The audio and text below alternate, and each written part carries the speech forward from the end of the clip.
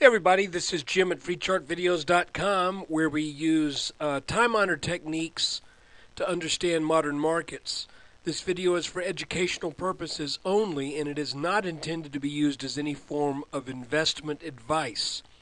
I can draw lines on charts, but you have to draw your own conclusions from your own due diligence and make investment decisions that are suitable for your financial situation. I'm not a licensed professional. I'm just a guy who draws lines on charts. So let's look at the S&P.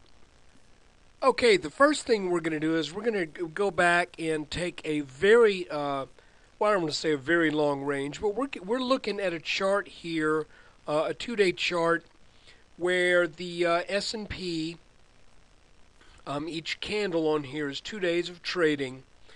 And what I want you to take a look at is really... to look at it is kind of a frightening chart if you are a bull, and I am a bull.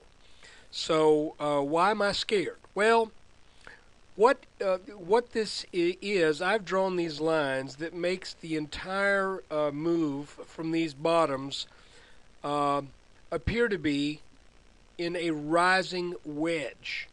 And what I've used as the bottom line is I've used the bottom of this inverse head and shoulders, the bottom of this inverse head and shoulders, and the bottom of this inverse head and shoulders. Okay, that has been what I would call pretty much panic bottom support, because the head in these patterns is where people are just frightened out of their wits.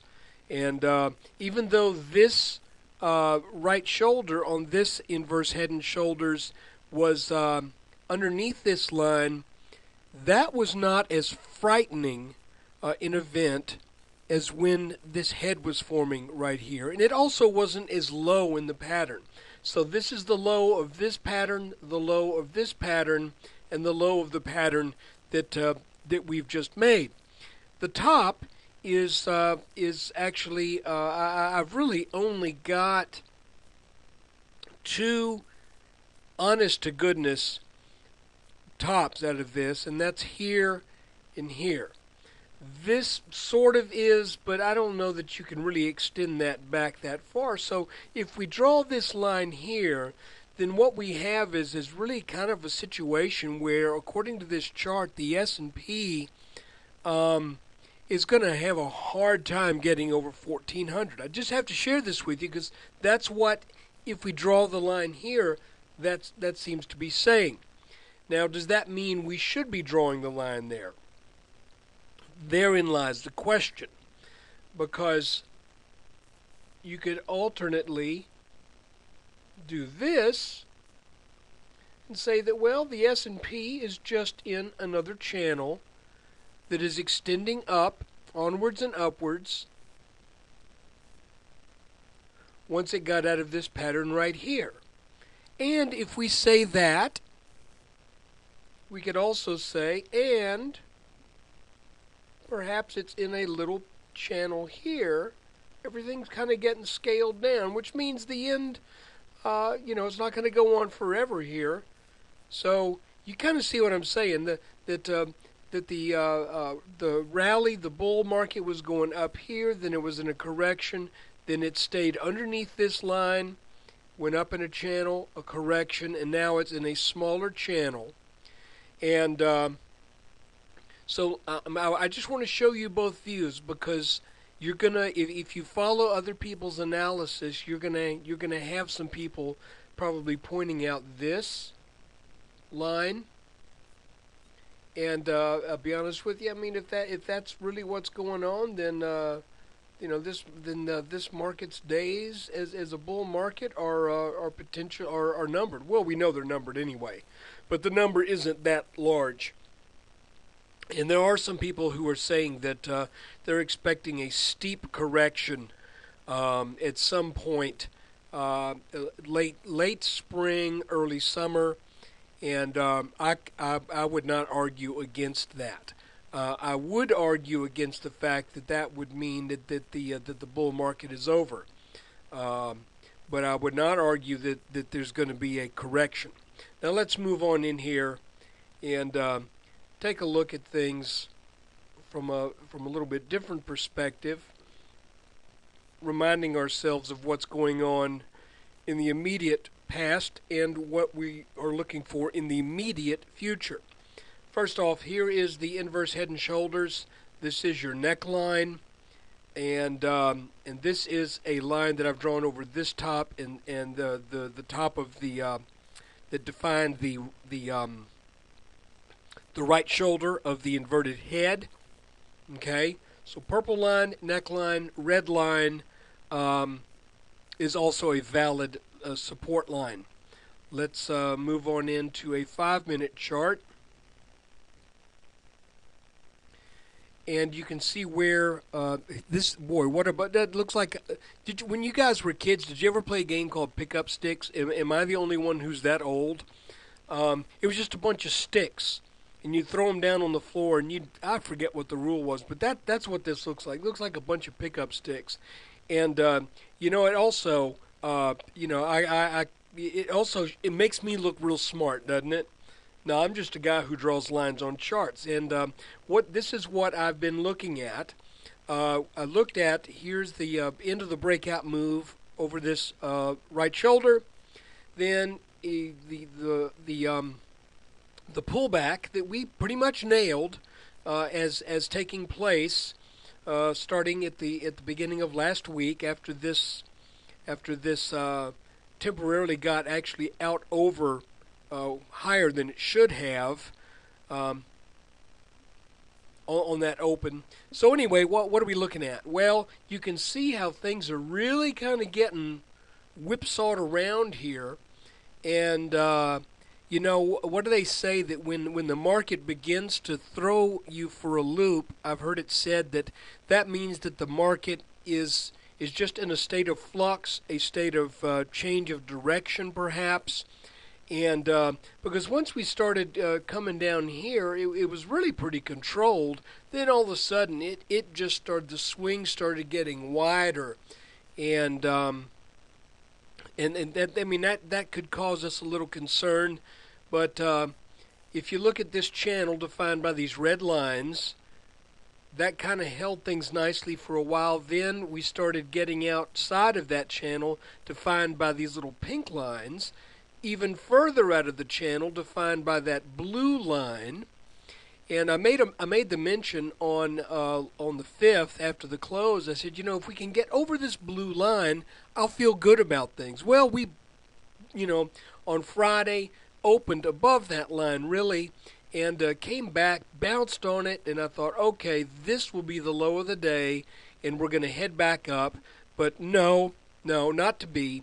The blue line got taken out, and we came back down, and this time we bounced on both that red line that I showed you and this pink line that was kind of the extended outside of the range channel resistance line, even though it got taken out here.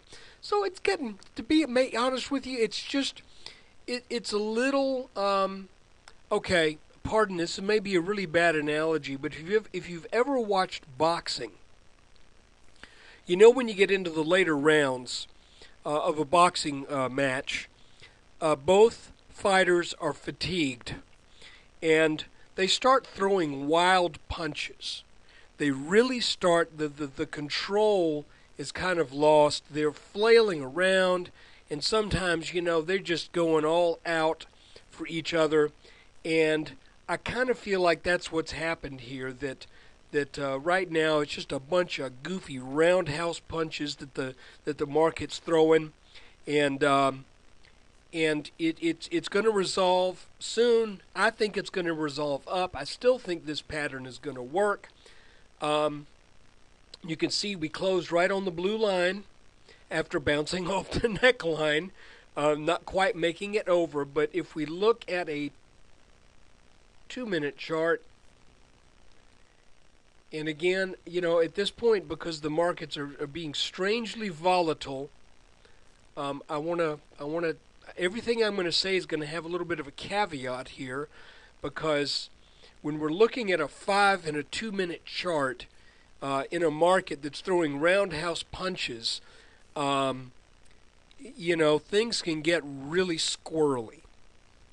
But kind of what I see here is all Friday we broke out, and then it looked like we were forming kind of a descending wedge pattern here. If we go and make these bottoms line up, and then if we make these tops line up, we can actually see. None of it really works perfectly, but I think it's pretty clear that this late day rally right here kind of was outside of the range of the trading that took place for most of the day on Friday. Broke out, I'm going to say, near the end of the day. And what do we know about these late day breakouts? You can't really trust them that much. But the fact that we closed right on this blue line, if Monday we open up and we start to go up, then I think this will be our low.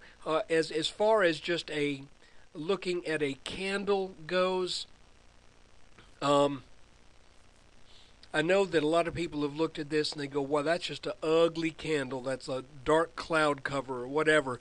But I also look at it like, yeah, well, even though I'm not a real believer in closing the gaps, there is such thing as gap support, and it looks like that's where this bounced right here. So let's see if that bounce is real, and we head back up early on Monday, the 9th. So that's kind of the deal. And again, I'll remind you, as we look at this inverse pattern, if it plays out as it should, we're looking at a move to somewhere probably between 1425 and 1430. Another thing I want to mention is that a lot of the weakness that we've been seeing has been the result of energy. And a lot of the petroleum companies, I think ExxonMobil got slammed this past week. If you follow the ERX, the ETF, or ERY, I believe it is, you can really see that the energy sector has been a lot of the weakness. Additionally, banks and finance were very weak. I didn't check how they did on Friday, but Thursday they were very weak. So, some of the tech stocks aren't doing as bad. Real quickly now, I want us to go take a look at the Dow and in the Nasdaq. Just kind of see where the other where those two indexes stack up with relation to their patterns. Okay, here's the Dow Jones 30. You can see the Dow Jones is above the neckline and is well above this green line. So the Dow Jones looks, the industrials look stronger than the S&P, and again that may be due just to the makeup of the S&P with some unusual weakness in a few sectors that are overrepresented in the S&P. Additionally, you can see here's the pullback in the Dow, and that pullback broke out and has now that is a pullback from the pullback. Looking at it on a 10-minute chart, this has a little bit of a rounding shape, but if we go over those last peaks right here, you can see that broke out, and now it is pulled back to that line. So the Dow really doesn't look that bad. Doesn't look as, I don't want to say bad, but it doesn't look as questionable. Doesn't show some of the little cracks in the armor that the S&P has exhibited. Let's look at the Nasdaq. Okay, my Nasdaq chart kind of looks, shall we say, like pickup sticks again. But here is the inverse head and shoulders in the Nasdaq, and again, just briefly was underneath that line.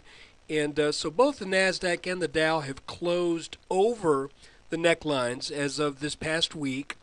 Neither one of those indexes violated that respective green line that is actually how's this for confusion? Which is my red line in the S&P chart. Maybe I'll change that. So Nasdaq and Dow Industrials are looking a little bit nicer picture than the S&P. So here we are now looking again at the S&P chart, and now I've changed that line to green. You can see that that was briefly violated on Thursday, and we are not above the neckline right now like the other two indexes are, but we are above this line. So hey, let's see how things shake out. And again, remember that big picture, because if this run is going to continue, then it's going to have to do so and take out this line right here. So this is the scary bear line, shall we say? And if it can't take that line out, then it's it's going to roll over. So we've got some things to keep an eye on. But again, I'm reminding you that inverse head and shoulders patterns, just like any other head and shoulders pattern, including those that form as consolidations, are some of the most reliable patterns in the markets. And I think Edwards and McGee in the book Technical Analysis of Stock Trends say that they, I think in one part he says 85 to 90% of these, once they break out, they do what they're supposed to do. I don't know if I'd go that high, but it's not because I've done more work than Edwards and McGee by any stretch. It's just I've seen a couple of them fail. I'll be honest, not many. But if you want to see an inverse head and shoulders that failed, look at PMI, Primark. And of course, that still may turn around and make a double bottom and go crazy. But anyway, you can see here the markets really are not looking that bad, and I think it's good that there's a little bit of fear right now, because that fear has wrung some money out of the markets, and they're not going to go up with all the money in. So I think we may be sitting in a pretty decent situation going into this next week. So that's my personal take on the S&P 500 and the Dow and Nasdaq. I know I'm a little bit of a contrarian, but that's okay. I'm just doing what the lines on the chart say. And when people are talking about the imminent flash crash number 2 is right around the corner, I'm not worried about that. I'm just doing what's in the charts. So look, if you enjoyed this video and you get something out of these, please spend a little time at freechartvideos.com. I need your web traffic. I say it's free. The S&P updates are free, but I do a little video every 2 weeks that if you want to throw a donation my way, whoever donates in that 2-week period will get the next video. And right now the video is on how to trade head and shoulders patterns.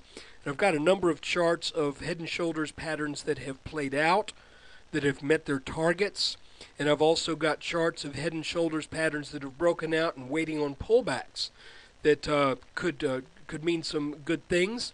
And I also have some charts of head and shoulders patterns that are on the verge of breaking out.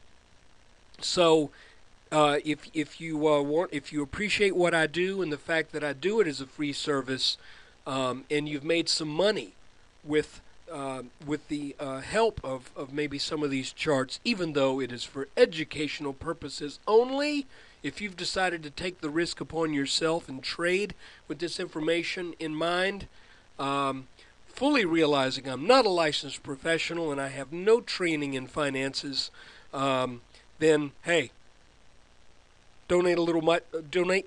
I can't talk. Help send me to broadcast school. No. Donate a little money and I'll send you that video. Take care. There'll be another video at the end of the day on Monday.